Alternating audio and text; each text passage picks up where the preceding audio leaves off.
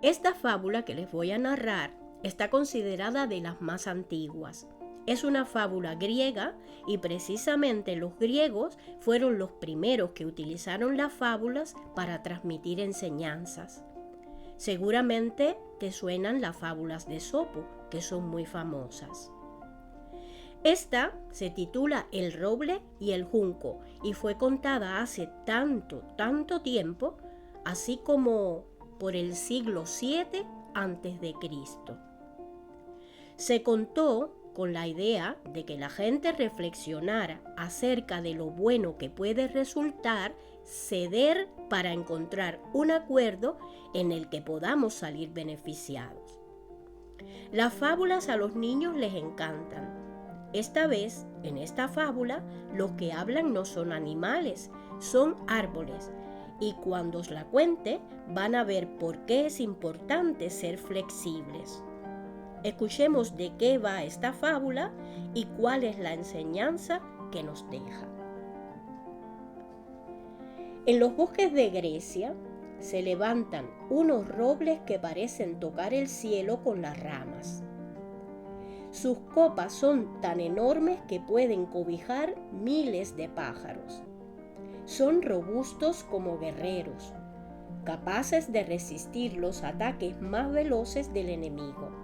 Son orgullosos, altivos, nada temen, prendados de sí mismos, miran con desprecio a los demás árboles y arbustos que viven bajo su sombra. Mira estos miserables habitantes de los cañaverales, decía un roble a su vecino en un atardecer de verano, haciendo burla de las débiles cañas. Tallos ridículos que sustentan unas larguiruchas hojas tristes. Dan pena tan secos como están. No son vigorosos como nosotros. El mismísimo Hércules nos tiene envidia. Dices bien, forzudo hermano, respondió el compañero.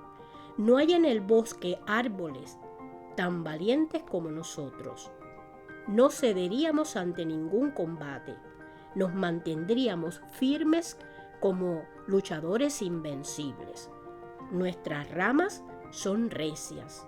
Además, las bellotas nutren a muchos animales que corretean a nuestro alrededor.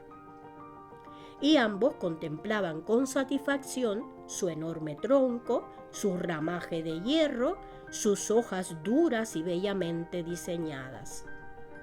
Mientras, al lado del riachuelo que regaba aquel rincón del bosque, las cañas también sostenían una resignada conversación entre ellas. Se decían unas a otras: ¿quién pudiera ser como los robles? Nosotras somos débiles. Ni siquiera tenemos ramas donde los pájaros puedan anidar. De nuestros troncos huecos no se puede sacar madera. No producimos frutos para alimentar a ningún animal del bosque. Valemos muy poco. Cualquiera se atreve a zarandearnos a su gusto. Pero cuán fácil es que la rueda de la fortuna cambie lo que parece ser más inmutable. Unos nubarrones oscuros asomaron por encima de los montes que cerraban el paisaje por el norte.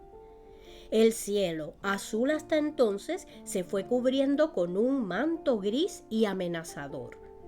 Empezó a silbar el viento como el presagio que antecede las tormentas, como la trompeta que anuncia la proximidad de las tropas que devastarán pueblos y ciudades. Brilló un relámpago deslumbrador y retumbó un trueno que parecía quebrar las rocas de granito. La tempestad se abatió sobre las montañas y el valle.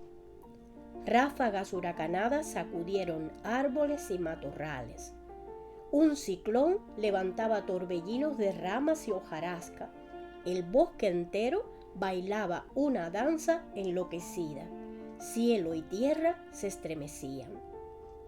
Los orgullosos robles resistían y no querían ceder ante el terrible ímpetu del huracán. Se mantenían en pie, mientras la borrasca se arremolinaba en sus copas y quebraba y arrojaba sus ramas y esparcía las bellotas lejos, muy lejos, hasta perderse de vista. Las cañas también eran agitadas violentamente por la tempestad. Se doblaban hacia adelante y hacia atrás. El vendaval, como un enorme peine, las alisaba y las levantaba en un vaivén quimérico como si meciera una cabellera de juncos. Ellas se dejaban zarandear, como si mantuvieran una apasionada conversación con el ventarrón. Tan pronto afirmaban con vehemencia como negaban con contundencia. Durante el atardecer y toda la noche estuvieron luchando el bosque y el viento un duro combate. La tregua llegó al amanecer. La aurora trajo consigo el sosiego. Cuando el sol se asomó por el levante, contempló el bosque ya calmado a través del aire transparente que sigue a las grandes tormentas. Vio a los enormes robles tronchados de cuajo, esparcidos en pedazos desiguales por el suelo encharcado, como cíclopes derrotados, y divisó al lado de los torrentes a las cañas que se mantenían en pie, secándose las gotas que aún brillaban sobre sus tallos elásticos. Los robles habían hallado su desgracia en la tosudez de sus troncos y en su pedante sordera a las voces de la tempestad. Las cañas, sin embargo, habían sobrevivido gracias a su flexibilidad. Habían dialogado con el viento. La caña supo dialogar con el viento. El roble quiso resistirle con su orgullo sordo. Hablando, se entiende la gente. Esta es la moraleja que nos deja esta fábula. El roble, robusto, alto, fuerte, orgulloso y engreído, quiso mantenerse en pie. Su tosudez y su orgullo lo llevaron a luchar contra aquel viento tempestuoso y por su rigidez no cedió y terminó quebrado. Las cañas, que a los ojos del roble eran endebles y delgaduchas, ante tan poderoso enemigo supieron ceder, fueron flexibles y terminaron soportando la tormenta. A veces, cediendo se gana. Dialogando, encontramos la manera de mantenernos en pie. Y es que ante una situación de dificultad, donde exista la posibilidad de salir dañado o en desventaja, hay que actuar primero con calma y luego estar dispuesto al diálogo. Se dialoga, se conversa para lograr un acuerdo y se hace con respeto.